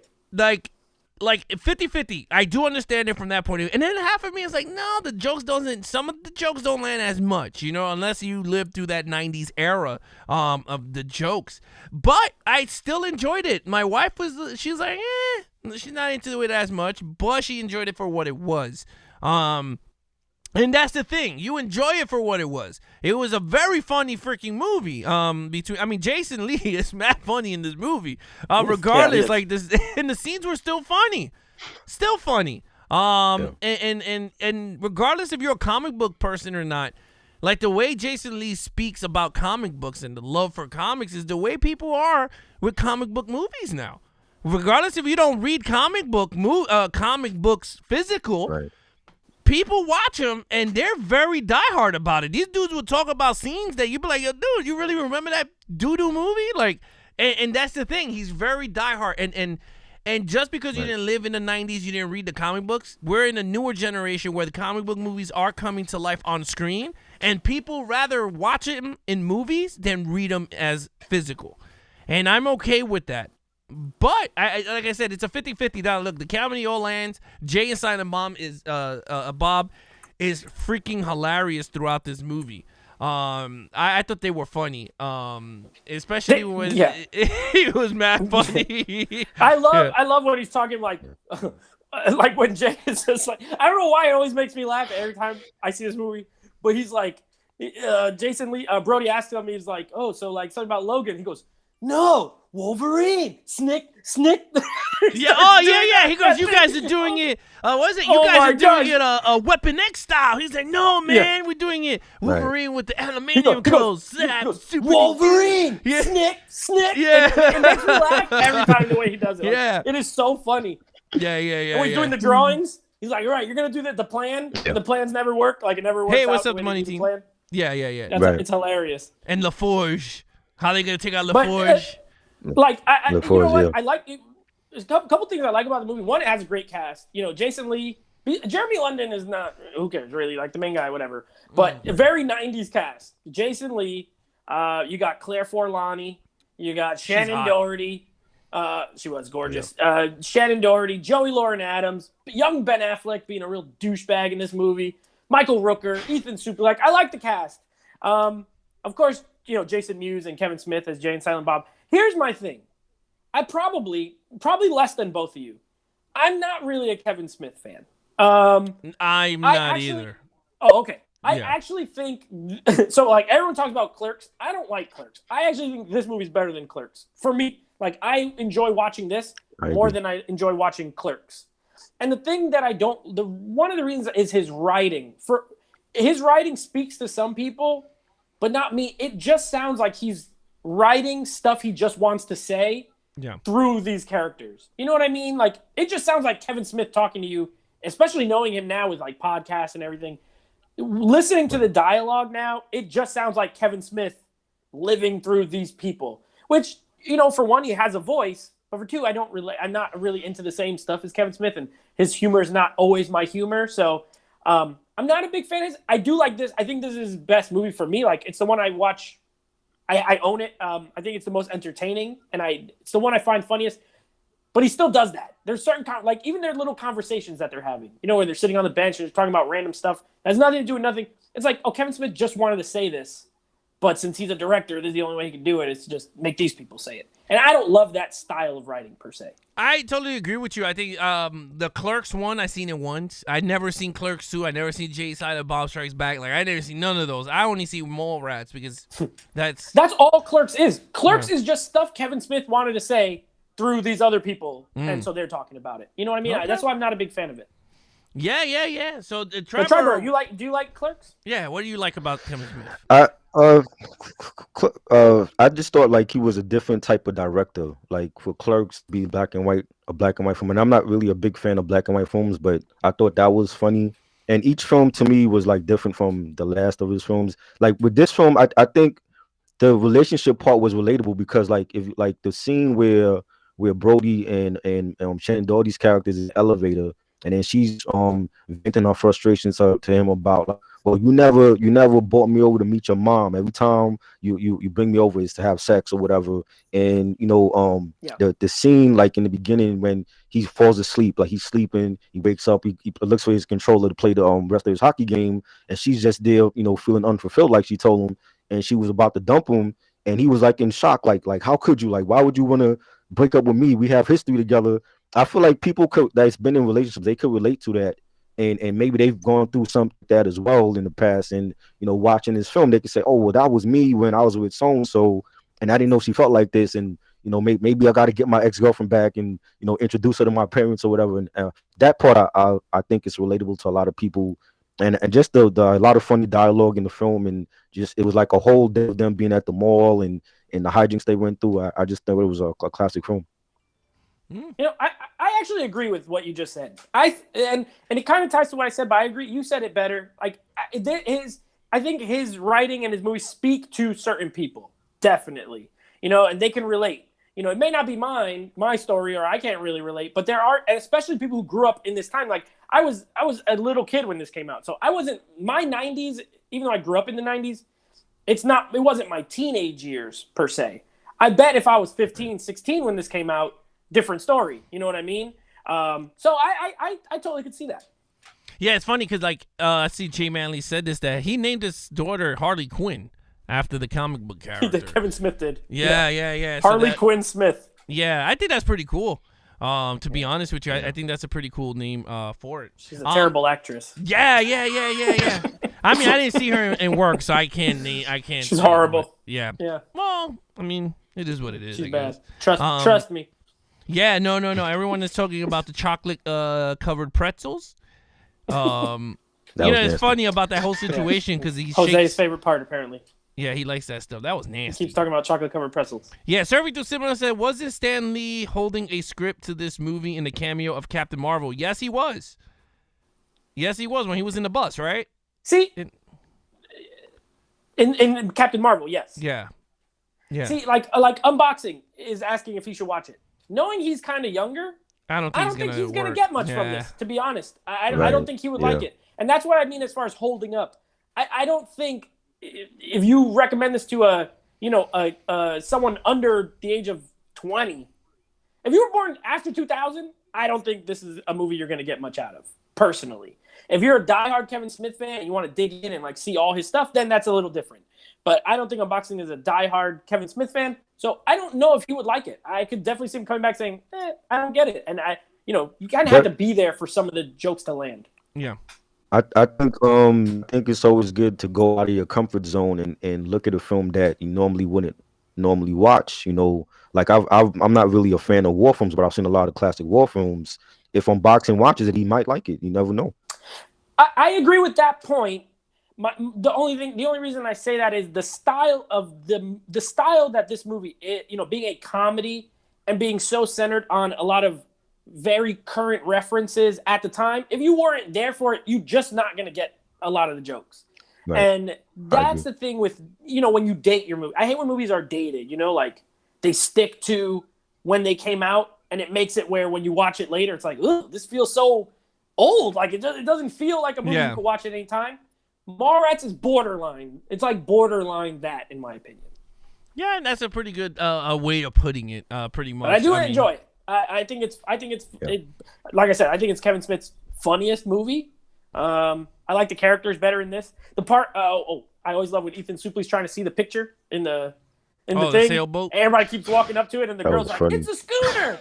He's like, "No, stupid. Right. It's a sailboat." And the kid's like, "A schooner is a sailboat, you idiot!" Like, yeah. And then he's like, "The Easter Bunny's fake." Yeah. Dude, it's so funny. He gets so mad. His character is funny too. No. I mean, it's pretty funny. But all right, guys. So there you have it. That's Random Movie Mondays. We did Mallrats. Solid pick. Yeah, solid pick. I mean, it led to a good discussion. I have the Arrow video Blu-ray of this. So I was like, oh, good. I could finally watch this because I probably wouldn't have watched it for a while. I think I got the regular Blu-ray, but I got the digital copy, so I watched it. Nice. So I was like, yeah. So, but good pick. Yeah, no. Solid pick, my friend. Oh, wait. We're supposed to pick. Oh, that was what we're supposed to pick if it holds up. Yeah, I said, you know what? I say yes if you seen it, or grew up in the 90s. Yes. If not, no. Okay. Another piece of news. Jay Manley is going to reveal the winner of his barbecue next week on the show. So he wanted me to say that. He's going to do it live. So some lucky fan is going to be getting his wings and some dingalings. I mean, wings and some other things, not dingalings. Wings and other things. I hope he's not giving away that. No. He's not giving away dingalings. Things. Please, God. And wings. Things and dingalings. He's gonna open a restaurant, food truck called Wings and Dingalings. Yeah, wings and cheesecakes. Oh man, wings and cheesecakes. No, no, but So yeah, with that said, look, I'm gonna open up the phone lines. You guys have 10 minutes. You can talk about whatever you want to talk about if you see the new movie. I seen a couple of new movies this weekend, like Attack of the Killer Tomatoes, which was a piece of shit. I turned it off after 5 minutes. Then I saw the return of the Attack of the Killer Tomatoes, which I watched the entire thing. That should have been the first movie because I enjoyed the return of the Killer Tomatoes. I thought it was very cheesy. Then I saw The Omen 4, which was a piece of shit. That's why you had to drink the Malibu. That's after literally, dude. Actually, ask my wife. The minute the part that was the third movie into the entire thing, the minute it finished, I said I gotta start drinking because this has been 3 shit movies back to back. And I was like, all right. You had that Nacho Mountain. That looked pretty good. I had the nachos. Yeah, I didn't show that off. That was Nacho Mountain, bro. It was like this. Yeah. What? Jay, mute us. Yes, mute. There we go. So what happened was, so we did this. My wife does this nacho thing, which is pretty cool. It's a really cool dish. And it's like mad cheese and everything in it. But it's crazy. It looked good. Yeah, it looks great. All right, Jay, are you there? Jay, can you hear us? Jay, I'm going to ask one more time. If not, Since we only have 10 minutes, you only have 2 minutes. Yeah. I'm here. Unboxing said he wants to call. Yeah. Oh, there we go. Yeah. There we go. And again, we keep looking at your ceiling every time you come on the show. There we go. Hey, there we go. Oh, he got his trivia shirt. He does. All right. So what's up, buddy? What would you like to say? Wings and dingalings? Is that what you said? Yeah, wings and dingalings.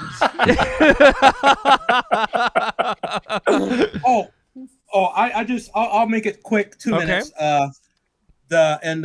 Mallrats, the lady with the third nipple. She was a cast member of Three's Company.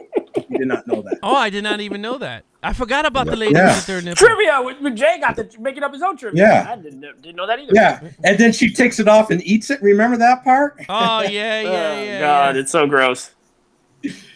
That's all I wanted to drop. But yeah, next week, last thing I'll drop. Yeah, I'm gonna drop, and it's I got 3 things I'm gonna give away: digital code, some barbecue, and a Fire Stick. All right. Ooh, dang. So, See, there you go. That's awesome. So if you guys watch next week, we're having a Patreon show, meaning the patrons are gonna pick the topics and call in and talk about what they want. And Jay is doing a big time giveaway, so y'all definitely want to be here for that. Oh, hopefully you guys. But no dinglings, no dingling, but maybe wings. So maybe dinglings. You don't know. You don't know what Jay. You don't know what Jay put on that Fire Stick. brown cow, chicken, brown Check the cow. files. Yeah, check the files. Ralph, get the files. On Yes, the Fire Stick. You don't the even know what's in them. files. There you go. Jimmy, you better be there because you never know, man. Oh, he's gonna be there. Oh, All Jimmy right. will be there. All right. So, My brother. All right. all right. Thank you so much, Jay, for calling in. All right, we got another person here. Let's get that person in. Robert just says the third nipple. LOL. Oh my gosh, Robert's funny. Giving away a Loco Fire Stick. Robert's Mexican, I'm convinced. He All pretends right. like he's Asian. What's and up, he's not. unboxing? Nothing much, guys. What's going on? Everything's doing pretty good. Hey man, doing well. How about yourself? I'm doing pretty well. Just been watching movies. Are you feeling vaccinated? Vaccinated. Well, I got a doctor's appointment anyways tomorrow, so Oh, going there and there, you know. very good. Well, anyways, I thought I talk to you guys about a couple things. If you guys don't care. First thing, Nate, the Fast 9. Listen, it's not going to go to Peacock because here's why. Reason 1, back in 2020, if you think about it, Universal started to do the rental VODs for like $20, and they still been doing it. Think about this. Nobody, it's recent, it came to theaters, but did it go to Peacock? No. It went to Vudu, Fandango now, and other streaming service where you can rent the movie for $20. Peacock, they won't even have it until like a year or 2 afterwards after the movie comes out because like they're so cheap to get a subscription that they won't even have it by then. Here's the thing. Here's the problem with what you're saying.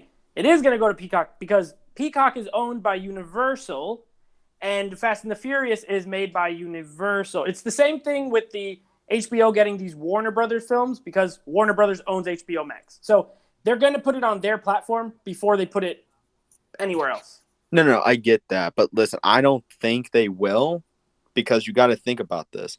This is a huge movie. Look, HBO Max and Warner Brothers are doing. That's a whole different thing. I know what you're saying. Did. It's coming out in the theater first, and then it's going to Peacock. That's what we were saying. not going to Peacock first. I think it's going to go to theaters, and then it's going to go to other streaming service. I think we should Peacock. I Going think to Peacock. make Look it up. And It's going to Peacock. If one of us are right, we post out a story saying, "Oh, well, Okay. this happened." Well, Very well.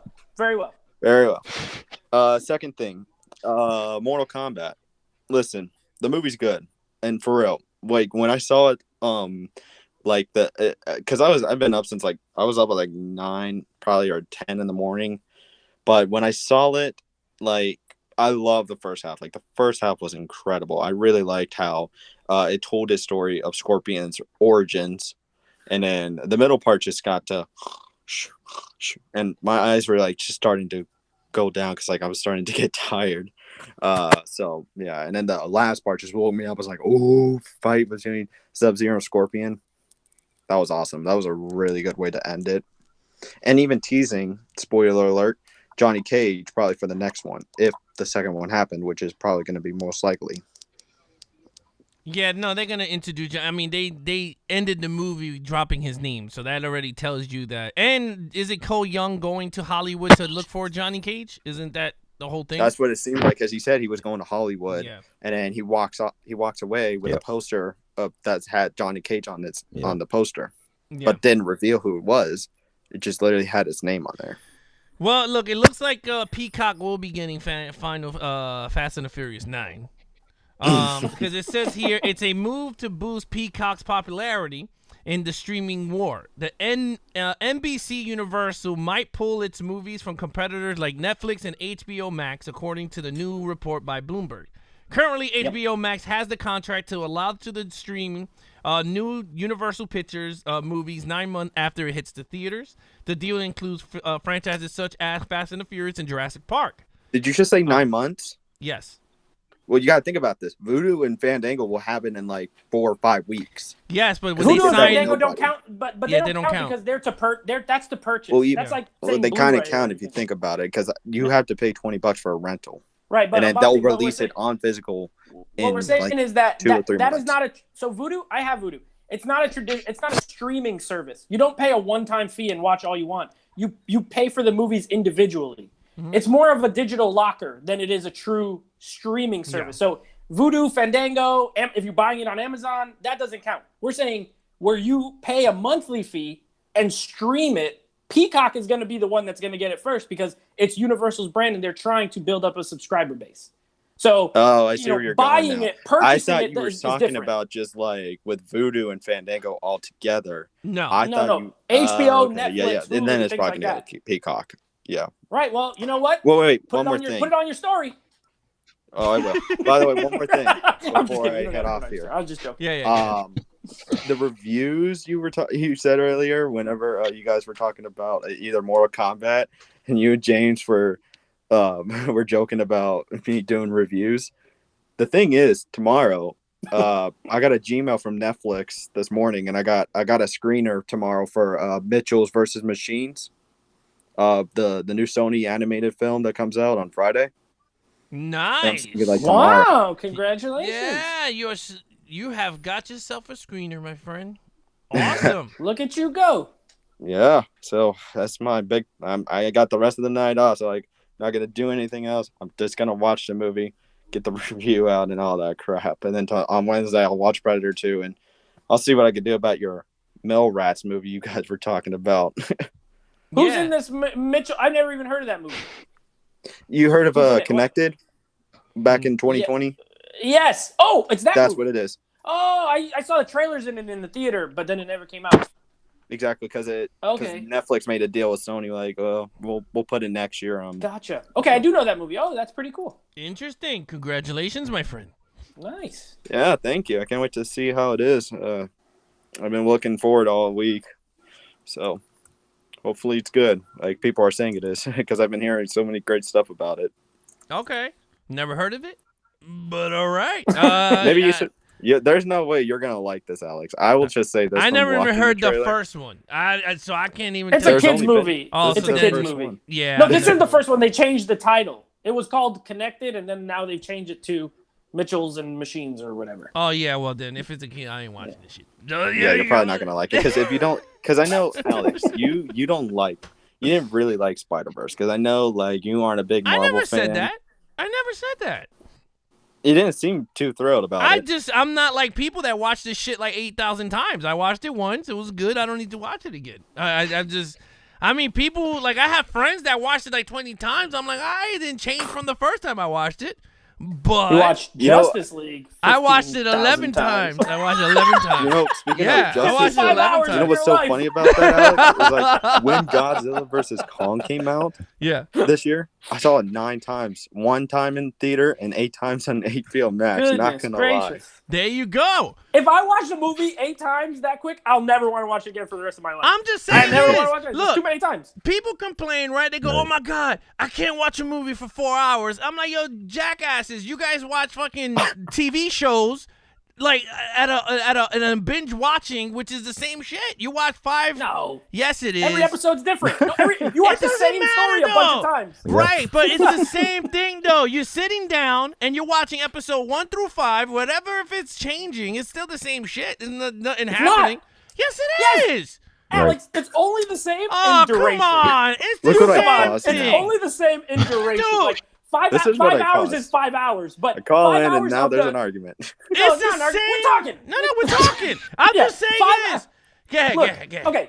okay. If you watch Go ahead. a movie, okay? If you Yeah. watch a movie, let's say 3 hours. We won't use Justice League, just any movie. Yeah, no. any movie. Go A ahead. 3-hour movie, Mm-hmm. 10 times in a row, that's 30 hours, right? Right. You saw the same exact story every 3 hours. It was the same thing, You didn't see anything new. You saw the same thing. Right. Watching a show for 30 hours, every episode's different. Now, it's one big overall story, but it's not the same as watching the same thing over and Right, over. but if you're going to complain going, "Oh, I can't sit through 4 hours," but you can sit through an entire season Oh, 1. I see what. Okay, that's different. That's That's different. That's what I'm saying. I'm not talking about the story. I'm saying if you could sit through an entire season of a show and go, "Oh, I can't sit to see a movie." It's like, wait a minute, bro. You just saw the entire. I agree with that. It's like WandaVision. sitting down to watch Yeah. an entire season Right. for like 6, Yeah, I like agree with 5 that. or I don't 6 get that. hours. You know, Yeah. people who binge watch a show and they're like, the movie's too long. I'm like, how? It's shorter than the 13 hours you just spent watching that show. Dude, But I have thought friends. you meant like watching. No. it over and over. I'm like, No. that's different. I'm not talking about that. I have friends, right, Okay. that they were like, "I'm never gonna see it because it's 4 hours of just whatever." And I'm like, "Yeah, but you saw WandaVision 3 times this season." So I'm like, you saw it more than the one time you're gonna watch Justice League. Right. Like, what's the Some difference? people are just anti. You know, they just Yeah. like to be anti. It's just too funny, dude. There's Yeah. people like mentally. I think people are just freaking hilarious. They don't even know. You know what I mean? Like, I just laugh. Like, just sit down, shut up. It's broken into like 6 parts. You can enjoy it. Make That's episodes it. out of it. Yeah, make episodes if you like episodes. But no, 4 hours of a movie. And next thing you know, they're like, "Dude, I just saw episode 6 like 8,000 times." Or like unboxing. I watched Godzilla vs Kong 9 times. Like, you could have watched this once. It's way shorter. than Yeah. 9 times Hey, I of watch Godzilla vs. all Kong. my movies like 11 times. All There my you movies. go. That's what I'm saying. Won't Like, lie you there. know what? Whatever. Even Look, though it I is what it create is. these, I still watch them because why not? Got I think nothing there's else only better to maybe do. 3 movies in my whole life that I've seen at least 10 times. It's like Jurassic Park, all the Disney okay, more than 3. I lied. All the Disney cartoons, Ninja Turtles, I've seen those. But like new movies, if I watch it, like if I go to the theater and see it and love it, maybe I'll go back and see it again. And then when it comes out on Blu-ray, I ain't watching that Blu-ray for like at least 3 or 4 years. I can't watch it like too close together, the same movie over and over and over again. Well, I'll tell you Then this. I'll never want to see it again. I'll tell you this. Once Justice League Yeah. come out on 4K, I ain't watching that shit until the following year because I already saw it 11 times saw and I it. can't see it again. I can't see it You again. know all the words already. I already know what's I'm going gonna to watch it happen. more times. I double bet you. You're gonna watch it like No, I'm not. 5,000 times. I will open it maybe then the file like on my birthday next year and go, "Okay, I'm gonna watch Justice League." But Now's the time. Hey, Cut yeah. a cake. Put the movie You know on. how you mentioned Ninja Turtles? yeah. Yes. I actually just posted out something earlier today that we're actually me and my crew that we do the Amongst Us crew. Okay. We're getting like a cast together and we're doing a hard project that I'm taking this from the comic book. Like I'm not just literally taking this from the show or any of the movies. We're making like a Ninja Turtle spin-off. But like what we're doing is we're telling the story of, Michelangelo losing his family through So it's a prequel. a battle, and he's the only turtle that survives, and you get to see him change into like this silly guy into this serious turtle that has like multiple weapons, and he has to face like a new shredder that's in town. So like we're doing this from like That the already comic happened. book. We're not doing this from like a movie. Triboro said this already exists. Yeah, Oh, that's already in the happened. comic book, That not in the the movies. legend is about that. Yeah. Yes. Triboro even knows what I'm talking about. So you're saying you're making like He's a movie making it. adaptation Yes, of the that's what comic he's book? doing. Yeah, that's I'm what he's taking doing. the character and making it into a movie because no one else will make a movie about Yeah, it. Triboro, There he's you go. adapting it. He's adapting it. There Oh you yeah. go. That sounds pretty Yeah. good. Very good. Good. Awesome. I already Let dropped me the know trailer when it today, comes so you out. can check that out if you want Never to. mind. I guess I'll check out the trailer today. All right, All right, unboxing. unboxing. Thank you so much. Enjoy for your calling in, premiere. buddy. I'll look Yeah, for your thank review. you. And Nate, be ready to be preparing because I've been doing my push-ups and all that still. Yes, get ready next for week you. will be Nate Stein's. It's coming out next Next week. week? Yes, Good we're luck. doing it next week. Ooh, okay. Yes, All right. that's back I'll be ready next week. All right, thank you so ready. much, unboxing. All right, you guys have a good night. All right, you too. All right, you too. All right, bye-bye. All right. Me too. All What an right. incredible call. What an incredible call. Yes, he got us arguing. What an incredible night. What Yeah. a show. No, it's not Yeah, arguing. sure. Wait, listen. This has been a great show. We've had many good discussions. We reviewed 2 movies. Triboro got a Mets hat on. He's making a Ninja Turtles movie. I mean, this can't go any better. It That's all can't I'm get saying. any better. It cannot Doesn't get any better. than this. No, it cannot. I mean, you get arguments, you get stupidity. I mean, you get everything in one. Great. In one Nacho jam-pack. Mountain. Nacho everything you want. Mountain. Nacho Mountain. All right. Yeah. Look, with that said, Also, your wife said you're totally gonna watch it when it comes out on 4K. oh, So she straight no. up just called. She said unboxing was right about you. Yeah, I don't think I will, but you never know. Oh, you never know. He went from, I'm not watching it to So, I don't think know. I am, but you never know what It's can gonna happen. be tempting, man. It's gonna be looking at me like it's gonna be tempting. You're gonna watch it as soon as you get it. You're gonna be like, let's just see how this disc looks. Oh. You put it in and watch the whole movie. Knowing you to be an ass, you're gonna go. Let's review it on a Tuesday. Should you buy? Should You know, it's you not even an buy? upgrade. Should No, you buy? No. Oh my God. Gigolo, do you have anything coming out on any other projects that you coming out on your channel? Not right now. Just subscribe to the channel, Danny Rock Podcast. You can find me. I will be on Unwrap the Movies live stream Saturday afternoon at 3 p.m. Okay. So shout out to him. All right, there you have it, Yeah. Nate. You have Awesome. anything? You know what? I ain't got nothing. No, I got we got some reviews we're doing tomorrow. We got that. So that's gonna be good. Yeah. We're gonna do some more podcasts, and then nothing till next week. I'll be back next week right here in this chair. Yeah, in terms of the channel, on Friday, of course, for another horror night for you guys at 10 p.m., we're going to be doing case number 7, Unsolved Case number 7, which is going to be tackling anthology horror movies like Creepshow, Tales from the Crypt, anything that's anthologies. Me and Ralph is going to be talking about them, breaking them down for you guys.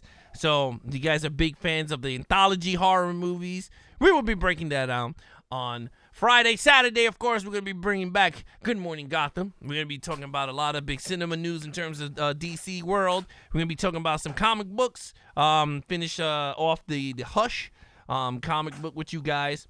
Nice.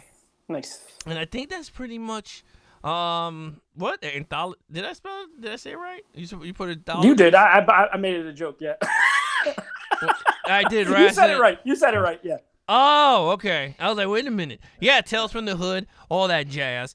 That's what we're going to be doing on Friday. On Wednesday, this Wednesday, me and David is back, and we're going to be doing Cross the Streams. We're going to be doing Assault on Precinct 13, John Carpenter, on this Wednesday. On Thursday, we're going to be even tackling Assault on Precinct 13, the remake that came out a few years ago. So look forward to that. I'm going to be putting up the posters for that, and hopefully the stream tomorrow, so you guys can check that out. Tomorrow, I'll be dropping another Outriders gameplay footage. And then on Thursday, of course, I'll be playing live Mets versus the Miami Marlins. I'm going to be playing a 3-game series live. Bastards. Yes, but I swept the Phillies and I love it. It was great. Very good. I gave. Nice. That's what I like to hear. Yes, it was great. It was fun. Again, guys, if you're new to the channel, subscribe to the channel. Hit the like button if you enjoyed this video, and of course, notifications. Hit those damn notifications so every time we are live or videos drop, you guys will be notified.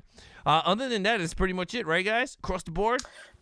Sounds good. Sounds That's good it. to me. I had a great time. Thanks, everybody, for joining. Thanks, Triboro, of course. Looking forward to seeing what you pick Thanks. for the next Random Movie Monday. Yes. Who knows what genre it's going to be? We never know. It's always random. That's why it's called Random Movie Who Monday. knows? Yes, who knows? We never know. Next week, we got our Patriots are going to be coming on live and giving us their topics. They're going to be talking for 20 minutes apiece, and they're going to be talking. So there are Priscilla Vasquez, Pablo DeFrostier, Jonathan McCoy, Charles Woods, I'll Buy the Popcorn, Stephanie, Jay Manley, Becklish, Robert Makes the Cut, Kevin, and Sandy, Raul's wife. So thank you so much, everyone that are in the Patreon. And again, guys, if you want to be part of the Patreon, all you got to do is go to patreon.com/Levels of Geeks. There's going to be more perks and stuff coming out soon, but we're going to have some fun.